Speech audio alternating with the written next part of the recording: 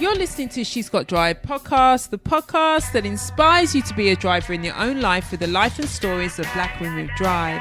And I'm your host, Shirley McAlpine.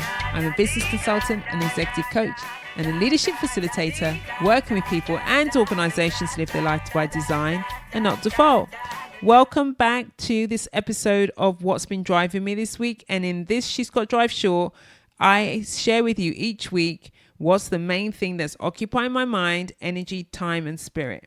The thing that's inspiring me, or the thing that's giving me life, or the thing that is driving me crazy. And I will share some of the strategies that I'm using and what I'm doing about it. If you want to find out what are the things that I'm doing to take on my own life to change my life, or even to cause a transformation, and you want to get in the driver's seat of the things that is driving you, then you have come to the right place. So this week, the thing that's been driving me this week is managing my mind, like having control over the thoughts, that internal conversation that I have with myself that is either going to have me achieve what I want, or that's going to more often get in the way of achieving what I want. If you're following me on Instagram, you can see that I started to post recently these things called running insights, because the good thing about running is, you got lots of time to think, because, really and truly you're out there for like 25, 30 minutes at least. And so I have these insights. And so the other day I was running, and it was going to be in my Couch to 5K app that I'm using. It was going to be the first time that I had run consistently for 25 minutes without stopping or without having a different interval of walking. And I knew this as I was starting to do the run. It was also, I think it was like 85 degrees outside. It was hot in the morning. And so off I went on my run. I knew that my mind at some point will start to say to me, you need to stop running. You are tired. Right? I was like really clear at some point it was going to get like that. And particularly because it was just hot. It was the first time it had been so hot in the morning in Chicago. I'd been running in New Orleans and it was super hot there, but I hadn't had to run 25 minutes. So the whole run really, as it turned out, was me managing my mind, was me overriding those thoughts of, you want to stop. Your breathing is too heavy now. You know that your legs are starting to get tired. You know that you've got a long way to go. Like those things that were being said to me. And it made me think about the power of that internal dialogue that is always running, that is always having a conversation. We're always having conversations with ourselves. But what is the nature of the conversation that you're having? And there are some conversations that we'll have often, which are disempowering conversations, which are conversations which are getting the way of us achieving what we want. And unless we have awareness of those conversations, that it's running us, then we can't override it. So I knew as I went into that run, for example, let's stay with this, that was the conversation that was going to come up. There's going to be a point where I'm going to go, I can't do anymore. And it comes up when I'm doing my strength training. That's the beauty of having a coach. So at the point where I'm supposed to do 8 to 10 reps of a particular weight thing. And then I'm like, I literally only have 8 in me. And then it's my coaches go, you've got 2 more. You've got 2 more, 2 more, come on, 2 more. And then that coaching, that support is what's going to bring me to getting to my 10 reps. So we have to do that for ourselves. There are often times in life we have to coach ourselves, because that internal dialogue, that internal voice, the one that is our fear on loudspeaker, basically, our fear, our concerns about failing, our fear, our concerns about what's going to happen if, will I be looking stupid? Am I good enough to do it? Can I keep doing it? Am I strong enough? Do I have enough around me? Do I have love around me? Do I have the support around me? Whatever it is that is the internal conversation that you have that is whirring around in your head, it is your fears on loudspeaker, is our fears on loudspeaker it is our concerns on loudspeaker. And there are times, given that I want us to consider that it's always running, like sometimes it's just louder than others.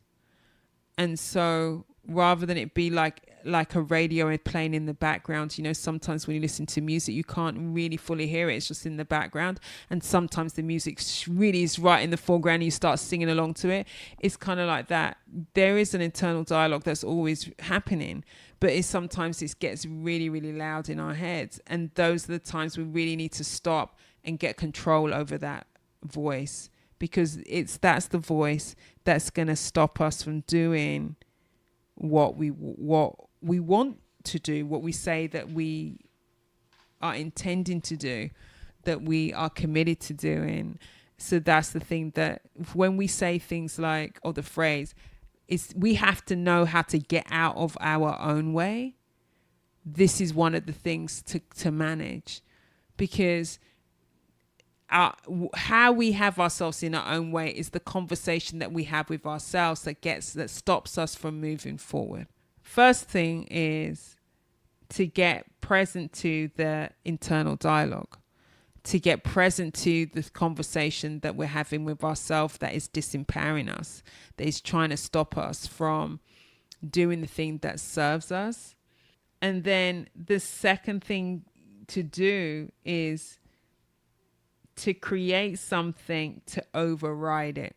Knowing that, let's come back to my run. That conversation was going to come up for me because I was like, I can't run 25 minutes. I've only been running like 15 minutes, in the previous week. And then suddenly we had this jump. So when I was running, I knew that was going to happen. So I did two things.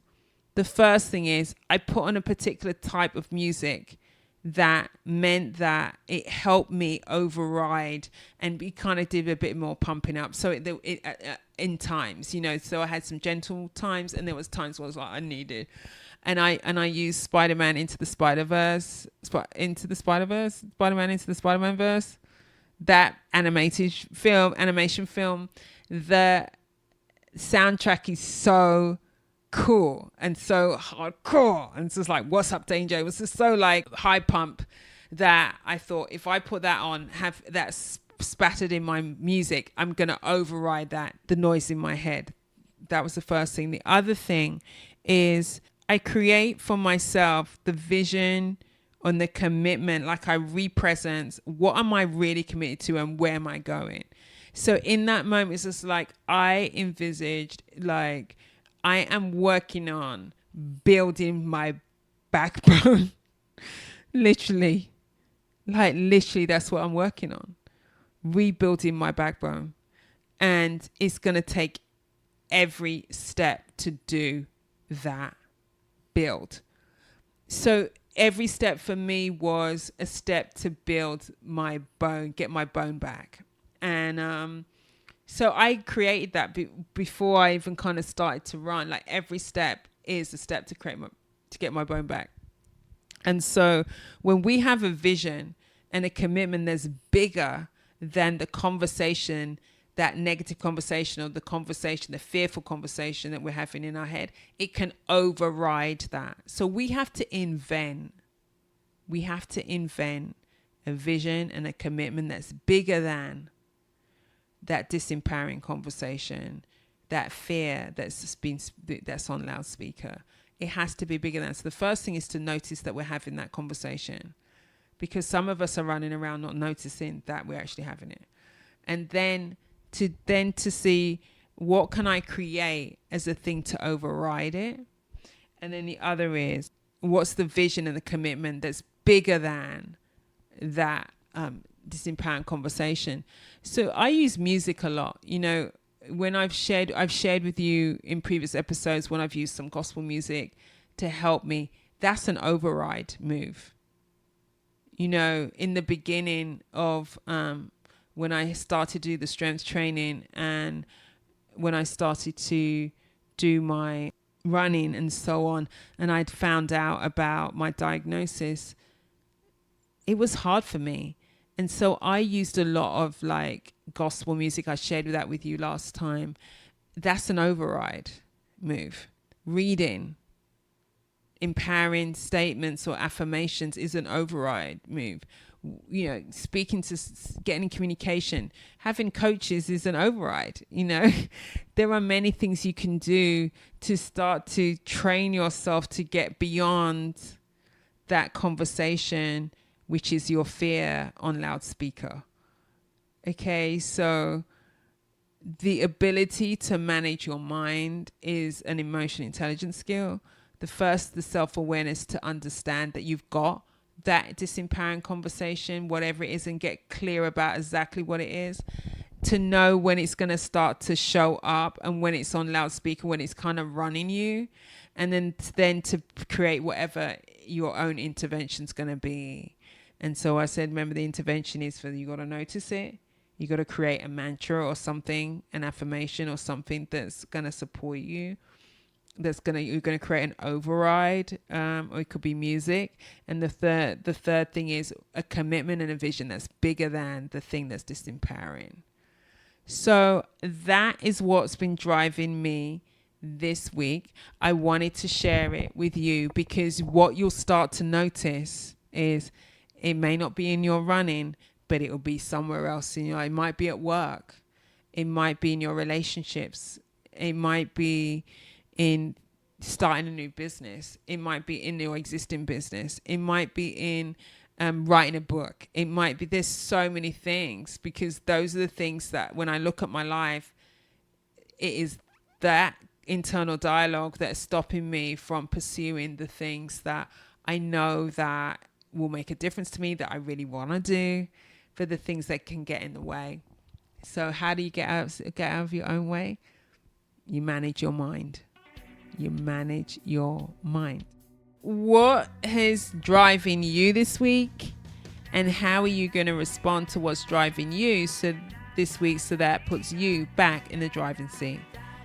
I'm looking forward to hearing from you to see what you're getting out of these She's Got Drive shorts. You can contact me on Instagram at Shirley McAlpine, or you can go to the She's Got Drive Facebook page. You can always go to my website, shirleymcalpine.com, and contact me there as well. And I always love to hear from you and to see what you're getting out of the episodes, the interviews, as well as the She's Got Drive short. She's Got Drive is produced by Cassandra Voltalina. The music is by the awesome all-female band Blonde. The song is called Circles. Until next time, thank you for listening. Go well and stay well.